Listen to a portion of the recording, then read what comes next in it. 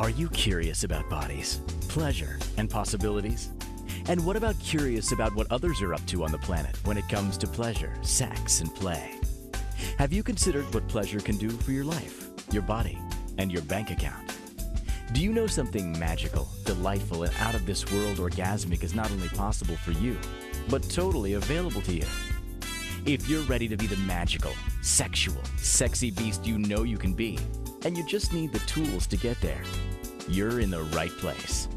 Now, here's the host of The Pleasure Zone, sensual movement artist, relationship and sex alchemist, Milica Jelenic. Welcome, welcome, welcome, my sweet, sweet pleasure seekers. Tonight we're talking about a very, very specific topic called erotic and autoerotic asphyxiation. So, if that sounds really fascinating to you, stick around. If that sounds mortifying to you, stick around. The reason I say that is because a lot of things that we think mortify us, or that we judge, or that we think are really strange and weird, sometimes there's something in it for us. Sometimes there's negative information. There's something that when we talk about it will allow you to understand other people just a little bit more. And it gives you a sense of maybe breaking down, a few more judgments in your world to not judge other people.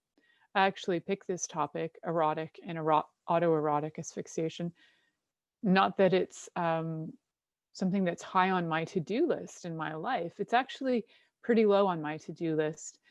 I think from different experiences in my life, it's not something that I have chosen to use as an erotic experience. So this is actually more of an investigation as in the idea of what is it about erotic and autoerotic asphyxiation that is such a turn on? What has people choose it? What is it that has people be curious about it? And to me, that's the fascination, because this is not something in this lifetime that I have engaged in intentionally for the purposes of sexual gratification. I'll put it that way, because I have been choked, but it wasn't for sexual gratification.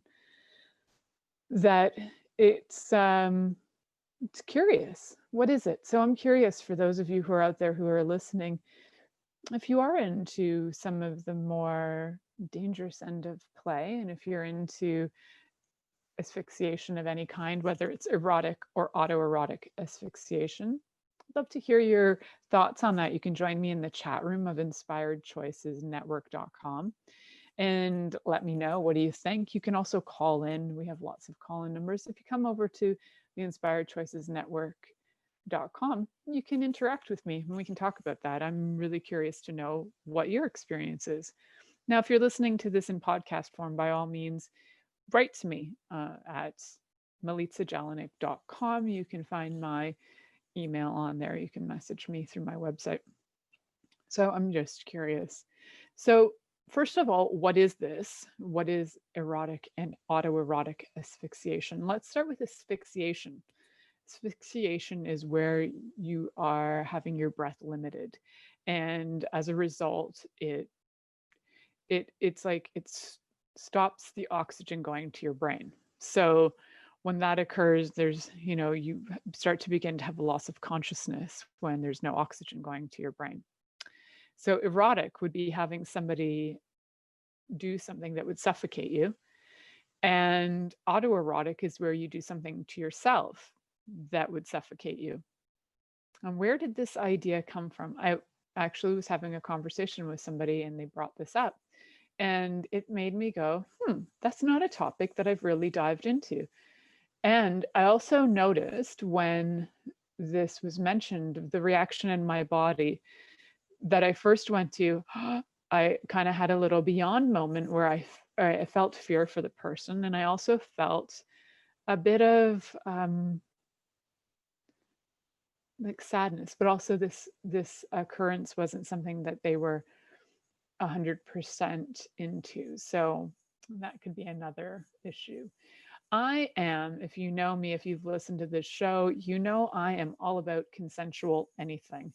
if you are consenting, that's cool. Now, the things where you're not consenting, I'm not cool with. And there are quite a few philias, paraphilias, where consent is not involved and where there is the intention to be non-consensual. And those ones I'm not so cool with because there is not a sense of consent. Now, if you're consenting to be non-consensual, then that's a whole other thing.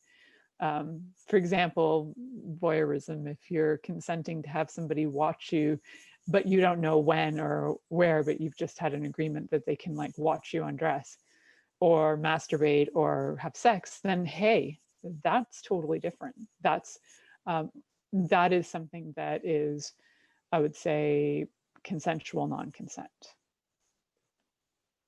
So in these terms of erotic and autoerotic asphyxiation, one, autoerotic, you're doing it to yourself. So the consent lies with you. Erotic is where the consent lies between you. So here's an interesting thought. Now, for a lot of different philias, paraphilias, I talk a lot about using safe words. Now, if you're being choked, what do you do? How do you give your safe word? Now, there's also several accounts of people dying because of erotic asphyxiation. I was reading some count numbers that were between 500 and 1,000 people that had died of erotic asphyxiation in Ontario, I believe, in about a 10-year span. So I live in the province of Ontario, Canada. I could be getting my numbers slightly askew. However, there are a number of deaths. Most of them are male, and most of them are a certain age range between their 20s and 30s. And one was female. Out of all of them, there was one female. So there is a greater tendency for males to be interested in, or people who identify as male to be interested in erotic asphyxiation. Along with autoerotic asphyxiation, there was, back in the day when I was watching, back in the day, in the 1980s when we had television and no podcasts, there was a show. There was a show called Geraldo back then, and it was a talk show. There was also shows like Phil Donahue Show and the Oprah Show, and there were a number of shows that were out there, but I like watched whatever was on, curious. And there was an interview one day with a mother who had, her son had died of autoerotic asphyxiation.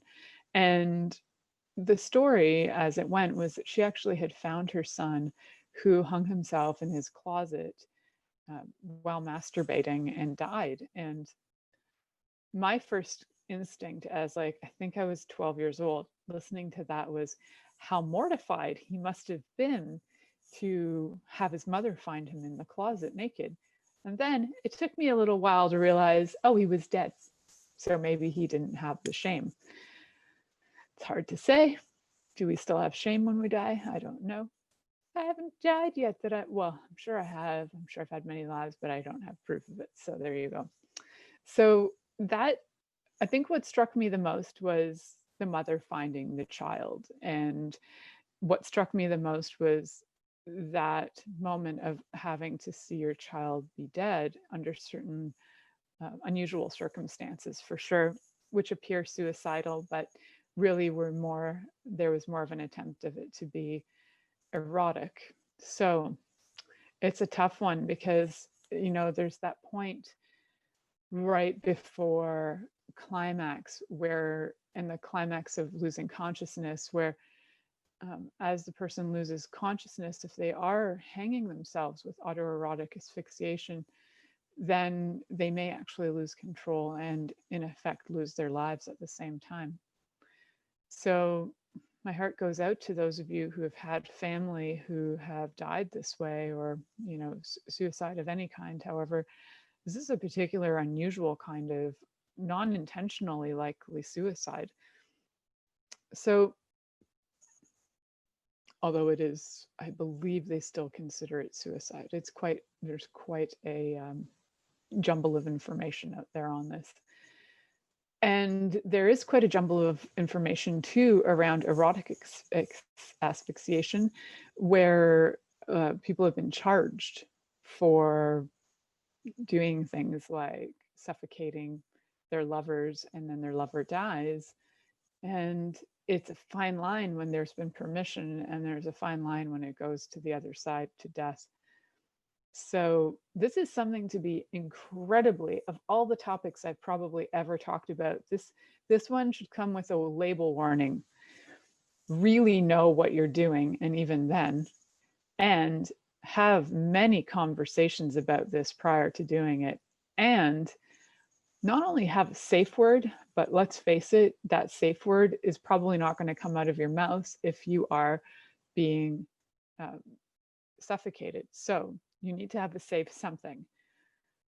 I would say that you can get something like an object or a hand signal, something where you can indicate to your partner. So if you raise your hand in a certain way, or you could even get, like, you could literally get a flag, a red flag that you hold. And if you raise that flag, then it's done. Then you're at the done zone. I think when I think about this topic in particular, and I think about the use of safe words and how do you create this as a safe play, I think that it's one of those ones that can be really difficult, because how do you say your safe word? And you also require an incredibly attentive, very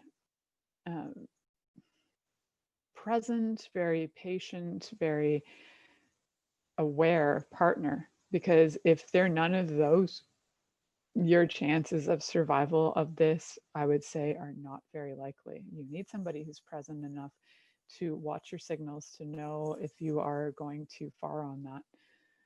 So we're kind of looking at the information of what is erotic and autoerotic asphyxiation. Now, part of what also goes on, so there's lack of oxygen to the brain. Now, there are also some studies, and I'm just going to go take a quick peek so I can give you the correct information. There were some studies done by a doctor. His name was Dr. E.L. Lloyd, and in his studies, he did some studies concerning hallucinogenic states brought on by chronic hypoxia, which is lack of oxygen to the brain.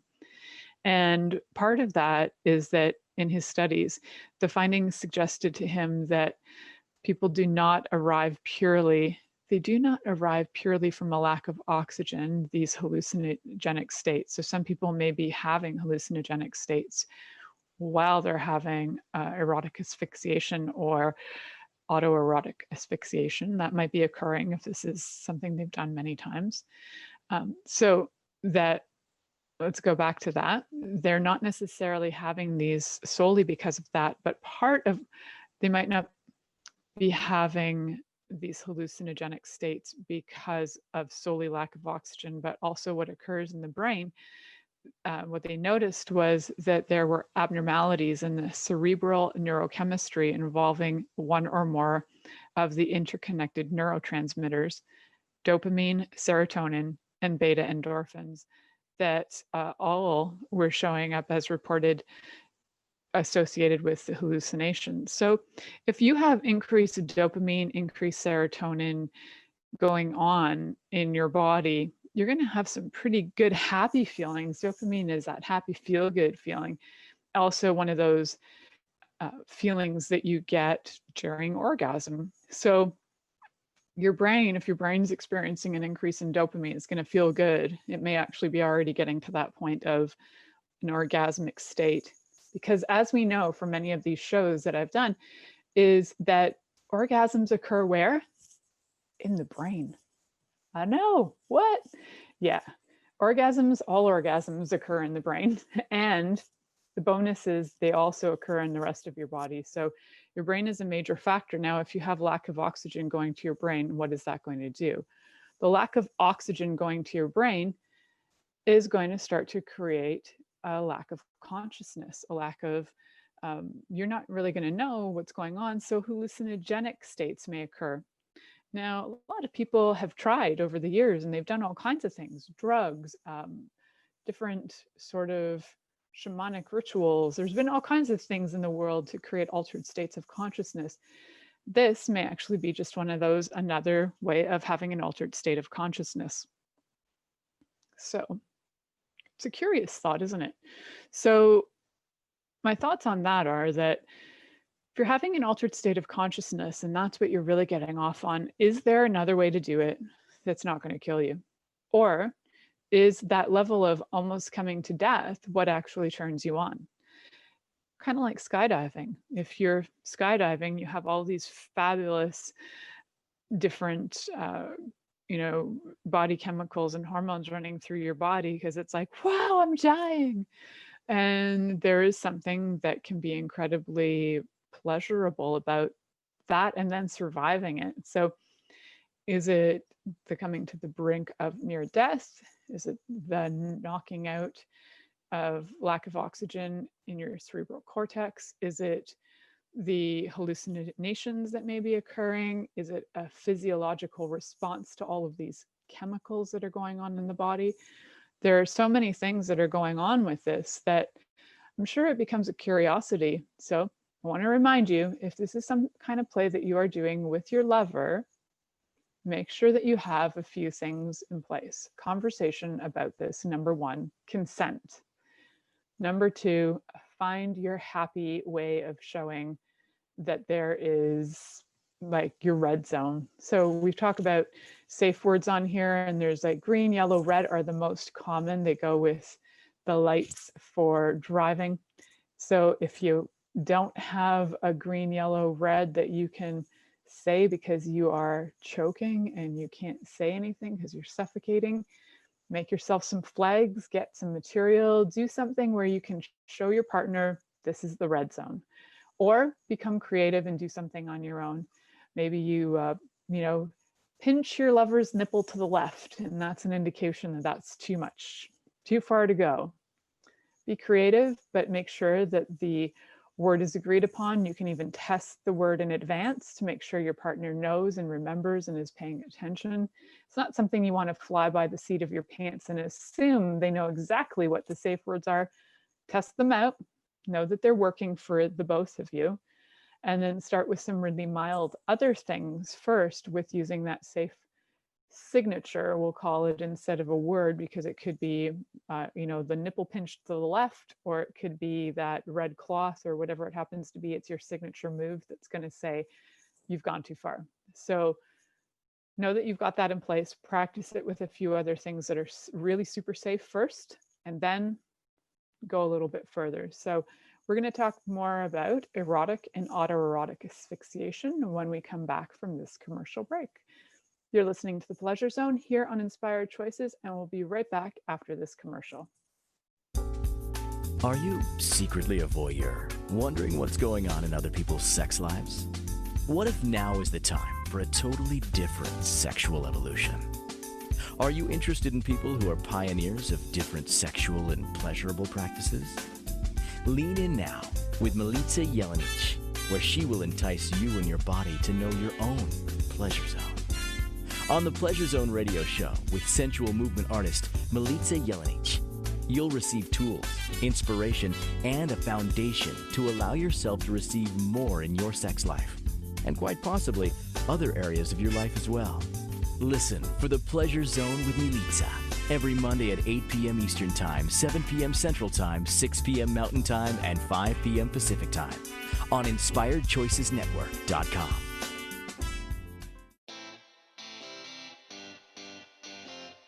Are you a subject matter expert?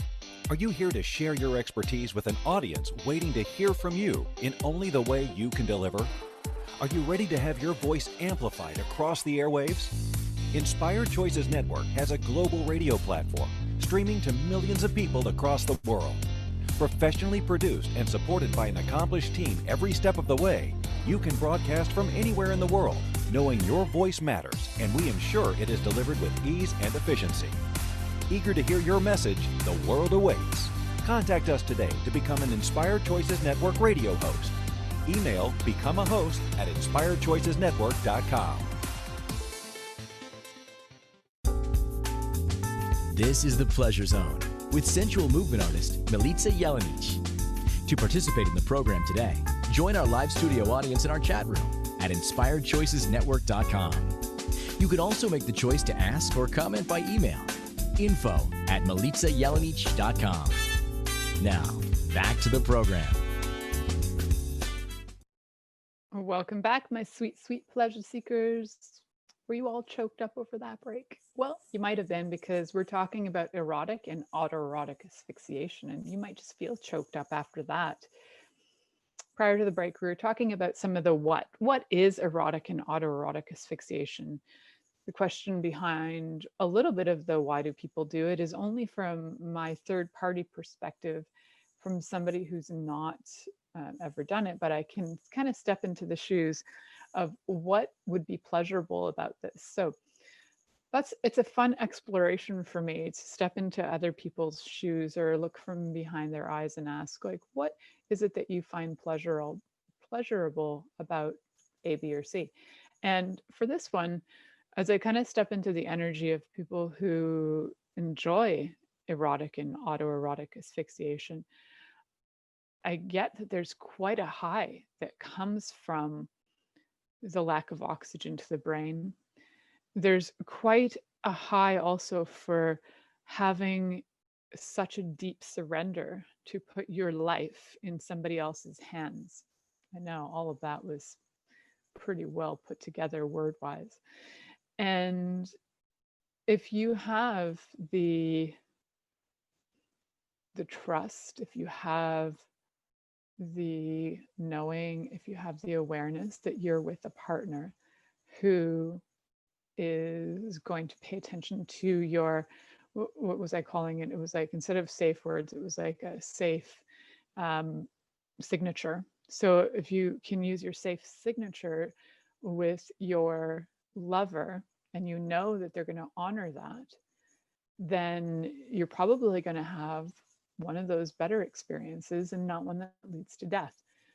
I'm all about finding safe ways to play, and I'm all about consensual anything, whether it's consensual non-consent or consensual consent. All the consensuals, yes, I'm for that. And looking at erotic asphyxiation, which is where one partner is the gasper, the one going gasping for air. That's, I don't know if that's like a common word for it. It's referred to in some things that I've read about it, but I don't know if that's like the newest, most common word for it. And there's always newer, cooler words for sex things, and I always feel like I'm like a year behind on sex terminology, because I'm like not 18 years old anymore. So I have to like hear these things go down all the trail, and they eventually find their way to me. Maybe I need to have more people following me who are like 18 to 25. So if you know people who are 18 to 25 and you think they'd like this show, send them over and let them know. They can teach me new words, new fancy words for things. But we're going to go with Gasper for today. So Gaspers are the people who are gasping for breath. And as the gasper, you should be in total control. Just like in any position with submission, you are actually not losing control, yet you are. Oh, it's so confusing, I understand. How do you be in control and not in control? Well, you're in control by you are gauging what it is that you are receiving. So, because today is all about erotic and autoerotic asphyxiation, I would say that from the gasper's point of view, you should be, if you're with a partner who honors you, respects you, and that you trust, that you are in control, because you can give them that signature, like I was mentioning, whether it's that red shirt. I don't know why I think it's like a red flag or a red shirt, but it's got to be something that your partner can visually see or feel that's different than words, because you might not be able to use your words. Yeah. So use those. And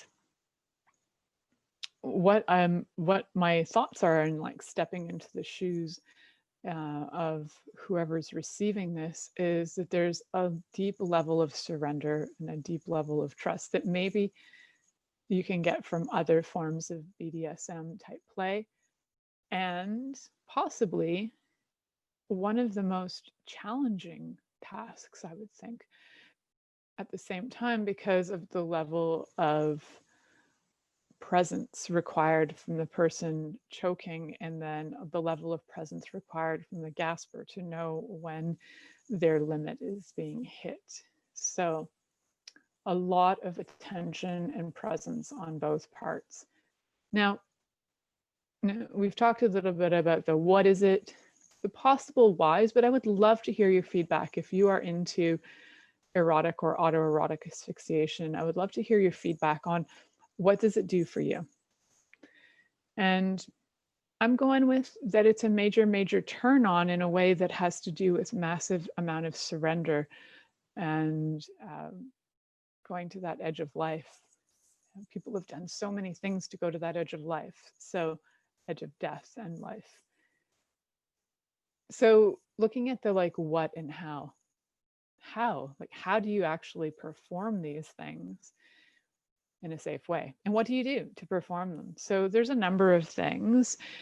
Number one, you just like think for 1 second, how do you create, somebody having no air in their body? How do you do that? Well, there are a few ways. Hands is number one. We have some parts of our body that right in our neck, there's this little divot here. And if you push on that, you can actually get a lot of, you can stop a lot of the airflow to a person's body. So you could do that to yourself if you want, like right there.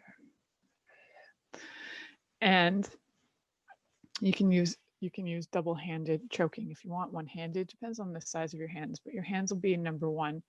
That little area, just like it's a little divot right here, and it's really soft. And putting in there is a really fast way of getting somebody's breath out of them.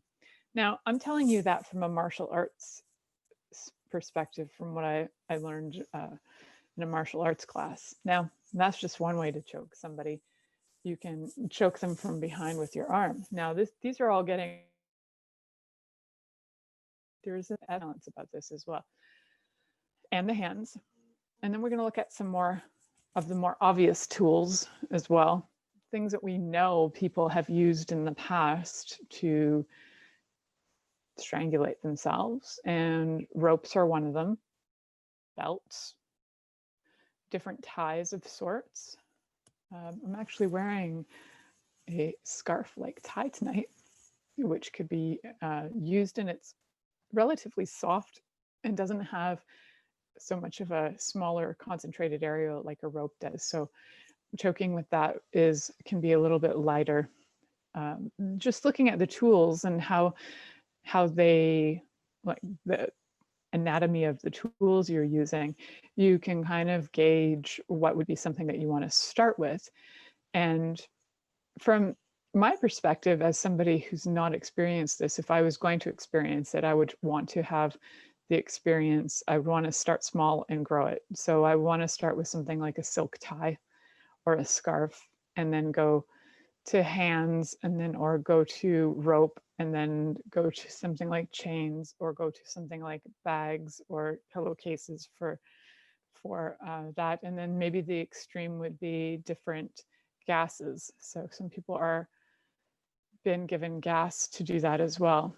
And it's a weird thing, but you think about tortures in the world where people have been put in places like gas chambers and people have been hung, and there's such a small defining line between torture for the sake of pain and harming people and torture / consensual non-consent type torture. There can be such a fine line, and that fine line is consent. It's 100% consent. So that is what you need to get from your partner if you're choosing this, is you need to get consent, and you need to have a conversation. I will say this about 100 times because truly this is likely one of the more dangerous paraphilias out there that I've investigated to date. So I don't need my listeners dying on my account, and I would rather have you educated than dead. Funny me, I know. So educate. Now, look around your home. I bet you're going to find things that when you do look around, you're going to go, oh, that could be used for choking. Pillows, for example, on the face, pillowcases, bags, ties, belts, you name it. Even different necklaces that may be strong, they can be used as well. So I would not use anything too small in case it goes extreme and it's like, it becomes like a garroting device. And so you don't need to do that. You don't need to slice any heads off, correct? So a little bit thicker, a little bit wider, I think, to start would be a good idea. And definitely ask your partner, because they'll know what they like as well. And they might not know what they like, so you need to experiment at first and bring out a bunch of things and just try them, even for 1 to 2 seconds, touching them on the person's neck. Neck is a super sensitive area that a lot of people feel very, very vulnerable about. And it's a very sensual area for kisses and blowing on and all kinds of things. So it's a bit of a sensitive area. It doesn't get a lot of attention. So putting things on it, you need to be really present, really aware, and in communication with your lover for this, because otherwise it can go south real fast. So please keep those things in mind. And we have more to talk about erotic and autoerotic asphyxiation. So stay tuned. You're listening to The Pleasure Zone here on Inspired Choices Network, and we'll be right back after this commercial. Are you secretly a voyeur, wondering what's going on in other people's sex lives? What if now is the time for a totally different sexual evolution? Are you interested in people who are pioneers of different sexual and pleasurable practices? Lean in now with Milica Jelenic, where she will entice you and your body to know your own pleasure zone. On the Pleasure Zone radio show with sensual movement artist Milica Jelenic, you'll receive tools, inspiration, and a foundation to allow yourself to receive more in your sex life, and quite possibly other areas of your life as well. Listen for The Pleasure Zone with Milica every Monday at 8 p.m. Eastern Time, 7 p.m. Central Time, 6 p.m. Mountain Time, and 5 p.m. Pacific Time on InspiredChoicesNetwork.com.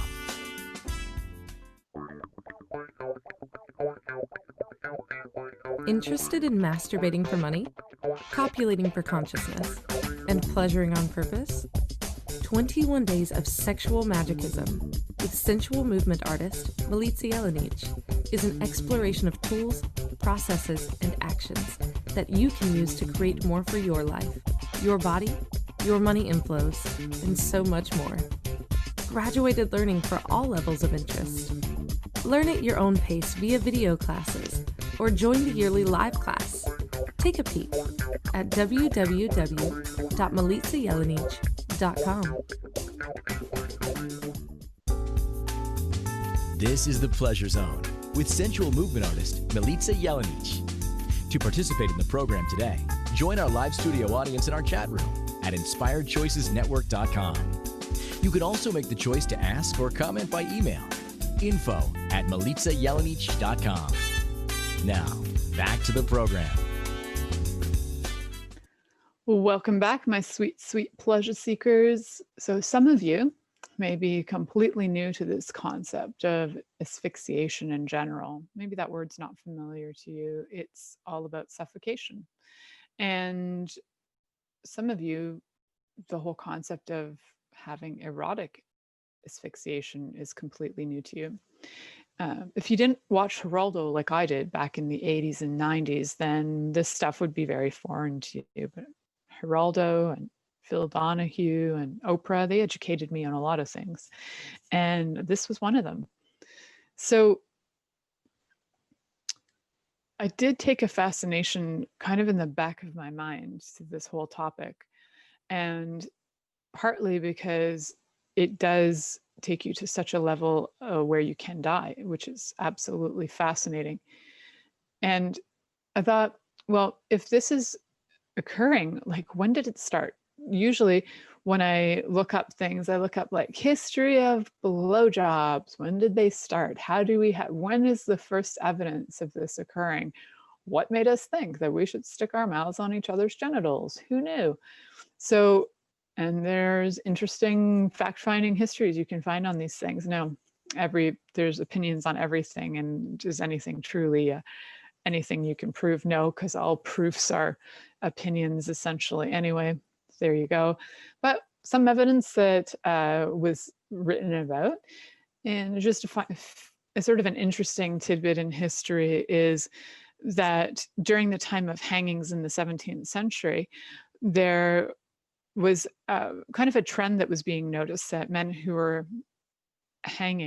being hung, would, as they were choking, start to have erections, and some of them ended up coming, just prior to dying or at the moment of death. I think that probably created a heck of a lot of fascination in people, because how else were they getting educated? There was information out there. There were authors, that were erotic authors, like the Marquis de Sade. He's probably writing some things at the time. And, other authors on different, so the Marquis de Sade actually wrote something called his famous novel, Justine, or The Misfortunes of the Virtue. And Justine, in his writings, are they're actually, she gets subjected to choking and survives it. So this has historically been written about from that perspective of being a sexual thing. And there is some evidence, I suppose, in archives of the hangings and the different results of hangings, like men having erections and then coming. I don't know if they check that for women as much. Like, did she, have an orgasm at the time of death? I don't know if, unless a woman had a lot of wetness, I don't know how else they would gauge that. Hard to say. So some of those men actually ended up having erections that sustained even after the hanging. So that's fascinating. So what would have people go, there's another one of those things, torture and death. Let's take that to another level and see what we can do and make it sexy. I know we've done a lot of funny things throughout history that we go, there's one way to look at it, and then let's make it sexy. So this is another one of those let's make it sexy moments. And people will find ways to make things sexy. And I think at that time, I'm like imagining myself, here I am in, the 17th century, standing there in front of the gallows, and that's what everybody did. It was their form of entertainment. And you're watching, men have erections and come. This is kind of a strange type of pornography in a way. There were pamphlets and there was some education, like the writings from the Marquis de Sade, but there were other erotic writings that weren't that easy to find, but there was stuff. It wasn't that available to the general public, like the way a public hanging was. So they would see stuff. Might have fascinated them, might have had them want to try it later on at home. It makes you start to wonder too, if, a lot of women who have been said to have, choked their husbands to death or something were really playing with autoerotic or erotic, asphyxiation. It's possible.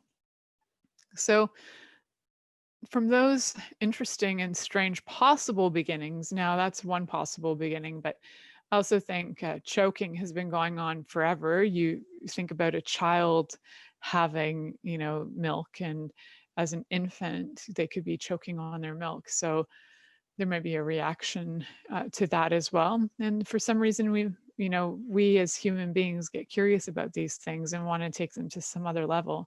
It might have went, oh, well, choking is this natural reaction. I wonder what it does in conjunction with A, B, and C. Like, can we get turned on by this? So, I'm pretty sure that as long as there's been human beings, there's been choking. Because you think about animals, I've seen cats choke on fur balls, like animals choke, people choke. So choking itself isn't new. I think the conversation around using it for pleasure is fairly new in the last few hundred years, maybe. Are you secretly a voyeur, wondering what's going on in other people's sex lives? What if now is the time for a totally different sexual evolution? So Are you interested in these people things who are are not pioneers new of in the different world. sexual and Now, pleasurable the practices? question that some Lean of you in who are now listening to with this Milica Jelenic, This is- where she will entice It's you like and your the body to craziest know thing your I've ever own heard of, pleasure where you're zone. thinking, this is the On the sexiest Pleasure Zone thing, I radio really show want to try with it. sensual movement artist Milica Jelenic, Cool. you'll receive tools, inspiration, and a foundation to allow yourself to receive more in your sex life, and quite possibly other areas of your life as well. Listen for the Pleasure Zone with Milica every Monday at 8 p.m. Eastern Time, 7 p.m. Central Time, 6 p.m. Mountain Time, and 5 p.m. Pacific Time on InspiredChoicesNetwork.com. The more that your body takes on stress, it's actually incredibly stressful for your body to judge. So Interested in masturbating for money, copulating for consciousness, and pleasuring on purpose? 21 Days of Sexual Magicism with sensual movement artist Milica Jelenic is an exploration of tools, processes, and actions that you can use to create more for your life, your body, your money inflows, and so much more. Graduated learning for all levels of interest.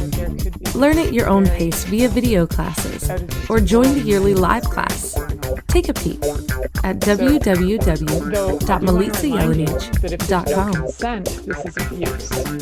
If there's no consent and you're being This choked, is the Pleasure Zone to get out with of that sensual movement relationship. artist Milica Jelenic. there's no consent. To participate in the program Have today, been choked. join our live studio audience in our chat room at InspiredChoicesNetwork.com. Count your blessings. You can also make the choice to ask or comment Know by what that email. energy is like, Info and at please don't go back to that. MilicaJelenic.com. So, Now, back to the program. if you've ever been in a relationship where somebody just grabs your neck and That was the starts fun and strangulating you, interesting break. And I like how it came out of and you did surprise, not and then get it turned ended on out by of that, surprise, and there was a and little you did not give consent stunning to break that, in the middle. It was fun. that's what you walk away from.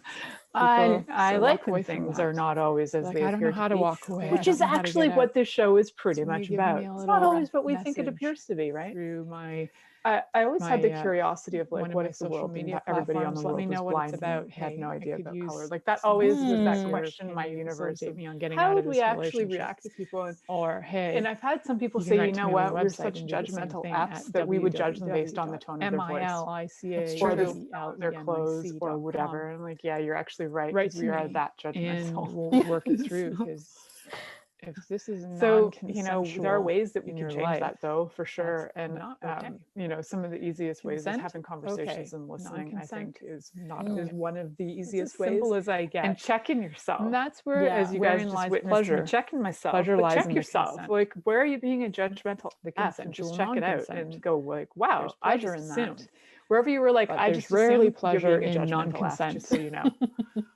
So- Very rarely. But it was is there good. It was pleasure in it was that. it was a So, good check. I think it's other it's than for the important to person have those giving it, moments. who's possibly like Yeah, a rapist, we or definitely, I'm enjoys sure. torturing I don't know of people. a person who The hasn't person had those giving the moments. torture So may it's cool to enjoy have it. those The person receiving it may check-ins. not. It's So, funny. Like my consent, daughter consent, actually has consent. a Hebrew name, and so many people are like, Can't "So you're emphasize that Jewish?" enough. I'm like, "No, So, I'm not I'd like to Jewish. kind Does of it matter if I recap am?" on Like, Yeah.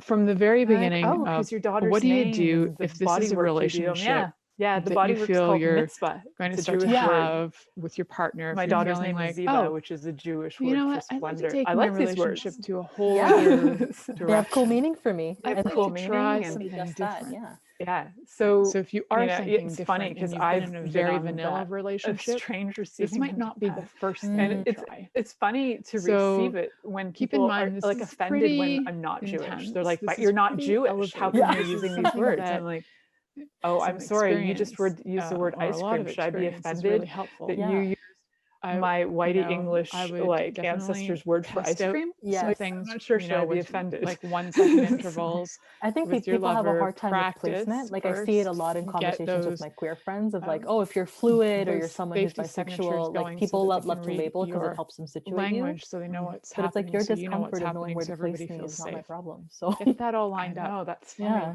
And It's weird. practice The labels first are before interesting. you do I had a any of the conversation choking or recently the with somebody asphyxiating. about Practice first the on something else a little the whole BDSM. Just concept tie of your hands all up. of Try all of that. these labels that we're using. Try that and see how you feel. I read and somewhere see if that you can in give New the York signals there are with over that and 50 see if gender you can identifications have your or partner sexual respect orientation that gentrifications, and like honor the way what between feels gender and sexual orientation. There are safe over for 50 you. in New York. So this is Oh, all okay. about Wow. I don't feeling even safe. know what they all It's are. all about And having awesome. you I feel thought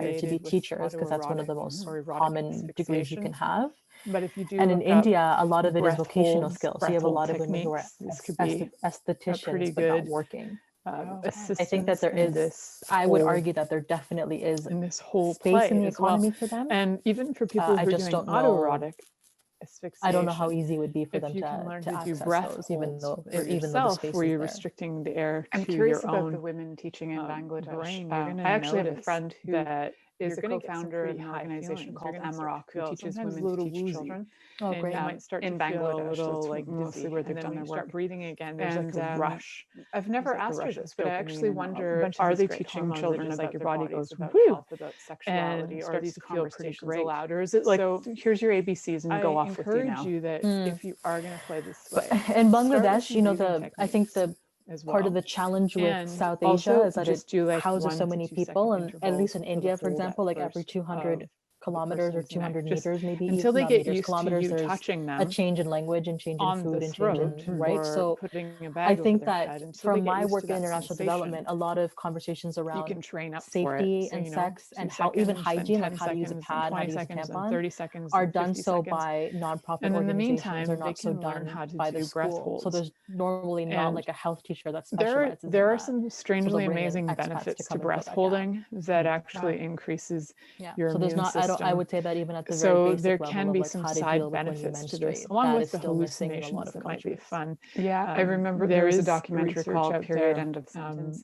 by somebody who's like an expert breast holder that I'm a fan of. Again, I won't be saying their name. We're getting machines so they can make their own pads and create talking about little private business around it. It was actually a documentary that won an award. I think it won like an Oscar or something. This is something you saw a year or two ago.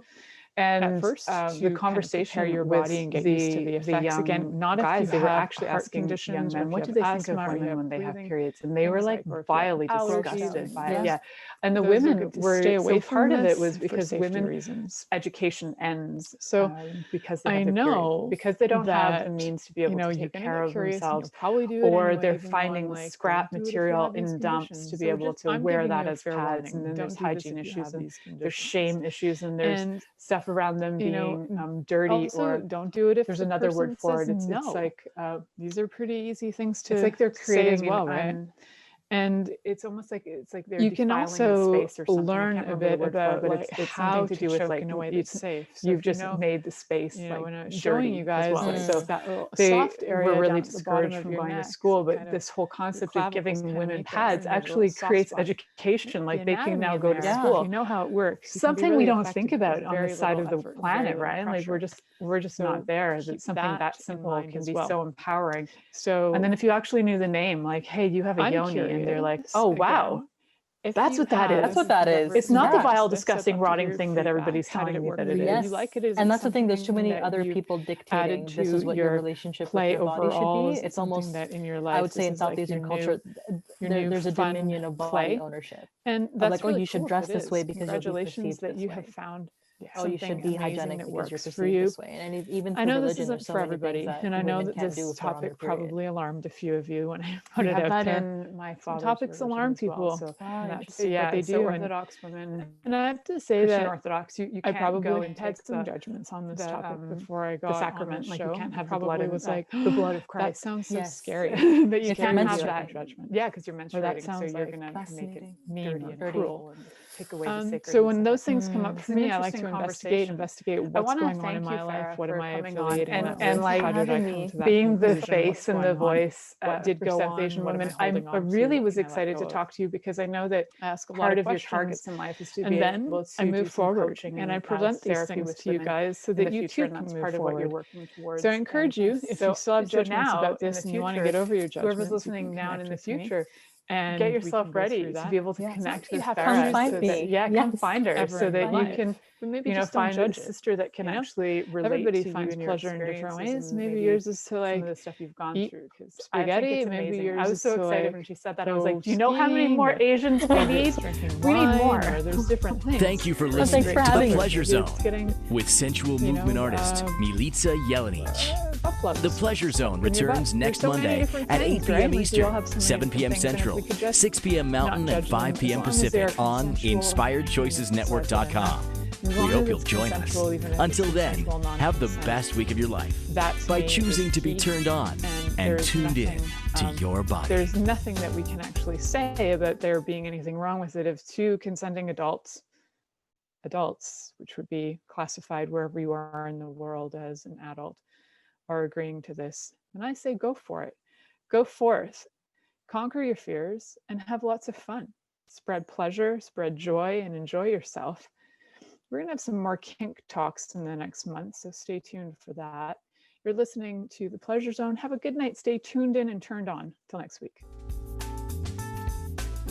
Thank you for listening to The Pleasure Zone with sensual movement artist Milica Jelenic. The Pleasure Zone returns next Monday at 8 p.m. Eastern, 7 p.m. Central, 6 p.m. Mountain, and 5 p.m. Pacific on InspiredChoicesNetwork.com. We hope you'll join us. Until then, have the best week of your life by choosing to be turned on and tuned in to your body.